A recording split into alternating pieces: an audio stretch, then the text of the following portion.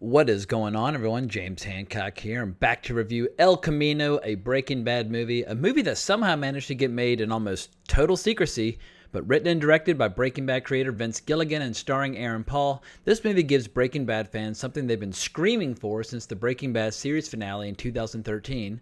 Just a little bit more. And I have to say that I thoroughly enjoyed the ride.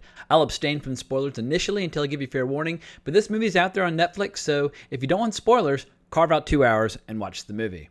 But since the days of Breaking Bad, we've had the astonishing spin-off show of Better Call Saul to enjoy, and there's a season 5 heading our way in early 2020, but there's something about the vulnerability and heartbreaking humanity of the character of Jesse Pinkman where Vince Gilligan felt like he had something more to say on this front. I watched a long interview with him where he confessed that not only did he want to explore what happened next for the character of Jesse, but it all boiled down to his desire to work with Aaron Paul again. As written initially way back in season 1, Jesse was going to have quite a different arc, and he was going to get killed off in the first season, but Gilligan saw something in Aaron Paul that just wouldn't be denied. And slowly but surely over time, the character of Jesse ended up becoming the moral center of the show, and Aaron Paul ended up winning a whole shelf full of awards, including 3 Emmys. What I did not know until I saw this interview, however, was that Vince Gilligan actually has a decent amount of time on his hands. He only directed 1 episode of the upcoming season of Better Call Saul, where Peter Gould pretty much runs the show these days. What's interesting about El Camino is that we're getting the pure, undiluted Vince Gilligan experience. Shows obviously employ a small army of writers and producers and directors that help keep the trains running on time, but I relish the opportunity to see Vince Gilligan fly solo and give us one final remarkable story in this world. Sadly, it appears as if Vince Gilligan might be starting to look beyond this incredible fictional setting that they've constructed over all these years. In the same interview, he spoke about the golden handcuffs of a successful show and how it'd be very easy to continue working with Netflix on more movies like El Camino, but he feels like as a writer, it's time for him to explore some new frontiers. That said, he'd be totally open to bringing some of his Breaking Bad cast on board for whatever comes next. Now, characters like Jesse Pinkman are obviously the heart and soul of Breaking Bad, but what I love most about this world is how these tales combine 2 of my favorite genres, film noir and westerns. Some folks like to call this subgenre neo-noir or modern-day westerns, but however one chooses to categorize these stories, there's something really special about combining the crime genre with the American Southwest. You get all the stunning vistas and shootouts and morally ambiguous characters of a good western, but also all the great shadow play and mood and suspense of a great hard-boiled noir, like those back in the 1940s and 1950s, which made it a very special era for fans of crime stories. And on this front, I think El Camino absolutely hit a home run. The movie's gorgeous, as beautifully shot as any modern western you care to mention, but we're also treated to a who's who of crooks and drug dealers and murderers, many of whom we already know and love from Breaking Bad. So many cast members from Breaking Bad made a return, often in surprising and unexpected ways, but it never feels like fan service. Each character has a very specific role to play with a unique dramatic payoff as Jesse decides what to do next after escaping from the neo-Nazis that held him captive toward the end of Breaking Bad.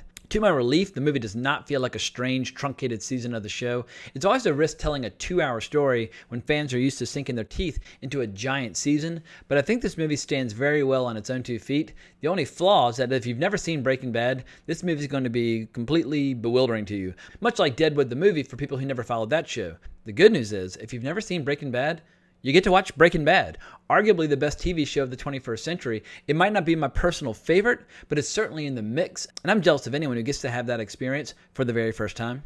So watching El Camino was a special treat that I never expected or asked for, but I'm delighted that I got to enjoy such a solid, economical crime thriller with such an incredible character at its core. If Vince Gilligan chooses right now to drop the mic and move on, he can do so with his head held very high. But now I need to talk about a few specifics, so if you don't want spoilers, now's the time to jump ship.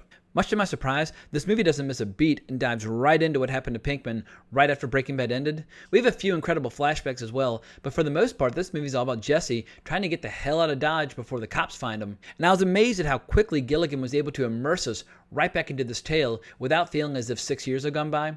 Luckily, Aaron Paul is a bit of a babyface in spite of being 40 years old, so he had no trouble pulling it off, even in one flashback that takes us back to the earliest days of Breaking Bad. Like many classic film noir, the central story is all about wrapping up loose ends and then disappearing into a new life, but in order to do so, He needs to steal a hidden stash of cash that he knows about from his time as Todd's prisoner. In my opinion, some of the strongest scenes in this movie explore Jesse's time as a broken man imprisoned by and working for Todd. Jesse Plemons is particularly good in these scenes, both cruel and strangely affable all at once. But there's one scene where I just started screaming with laughter as they're driving out into the desert to bury his dead housekeeper, somewhere pretty, as Todd says. We see Todd singing his heart out to Sharing the Night Together by Dr. Hook. In spite of being a murderous sociopath, Todd's favorite kind of music is this kind of cheesy, easy listening music, and I just thought that was the funniest thing all movie. And just speaking generally about Jesse Plemons' career, between Fargo Season 2 and his recent appearance in movies like The Irishman, he's rapidly becoming one of my favorite character actors working today. And this movie features so many great character beats, from Skinny Pete declaring, "You're my hero" and shit, or another scene where Jesse's trying to call what he thinks is a bluff made by Robert Forster's character Ed when he calls the cops to remove Jesse from his vacuum store. But my favorite scene by far is when Jesse realizes that the only way to get enough money together to buy a new life is to confront Casey and Neil from the Candy Welding Service. And as we learn, these are the folks responsible for building the apparatus from the end of Breaking Bad that kept Jesse chained up but still allowed him to cook meth. But we're treated to a straight-up classic Western gunfight as Jesse and Neil square off, Jesse's 22 versus Neil's 45, a scene that was teased brilliantly in the trailer. What Neil doesn't know, though, is that Jesse's left hand is on a second gun in his jacket pocket, and Jesse just mows him down like he's the fastest gun in the West. But this movie doesn't convert Jesse into some form of hardened killer, in spite of the fact that he blows up Neil's entire place of business, because early in the movie we see a few scenes like Jesse feeding Todd's tarantula, or taking the time to look after a beetle while Jesse and Neil and their cokehead friends enjoy the attention of some strippers. After all the shit that he's been through, Jesse still has a soul. But the biggest payoff for Breaking Bad fans is the inevitable flashback where we're given one final scene between Jesse and Walter White. And if they hadn't included this scene, people might have completely freaked out. In any event, this scene takes place earlier in their partnership, and we're given a great shot of the two of them walking side by side as they leave a hotel to go to breakfast. And we see that Walter White's still pretty clueless about their business. He's wondering how long it's going to take to sell the recent batch of meth they created. And Aaron Paul somehow manages to revert back to his earlier self, proudly proclaiming, "Yeah, bitch," as he makes a salad. This movie would have been strangely incomplete if he didn't say bitch at least once. But overall, it's a simple scene where Walter offers some unsolicited advice about Jesse's future, which ends up becoming pretty funny because Jesse realizes suddenly that Walter's forgotten about the fact that Jesse actually did graduate from high school, in spite of the fact that Walter was standing right there when it happened. Jesse ends up calling him a dick, but the scene definitely gave us additional closure between these two characters. And speaking of closure, Jessica Jones herself, Kristen Ritter, she makes an appearance as Jane, sitting beside Jesse in the car as he thinks back to their time together while he starts driving into Alaska, where he's about to embark upon a new life. In any event, I found El Camino very satisfying across the board. It's just a good old-fashioned genre movie for folks who wanted a little bit more time in the company of these characters. If this is the end of Jesse and Walter's story, I'm totally fine with that. And also, as somebody who absolutely loves Better Call Saul, this was a great little appetizer for this giant meal that's coming our way in a few months' time. But I think that's all I have to say for now. If you want to talk more about Breaking Bad, Better Call Saul, or El Camino, you can always find me on Twitter at Colbrax, or leave a comment in the comments below. But I can't thank you enough for watching the video. Please remember to like the video, subscribe to the channel, all that good stuff. But hope everyone has an amazing weekend. But more importantly, as always, onwards and upwards.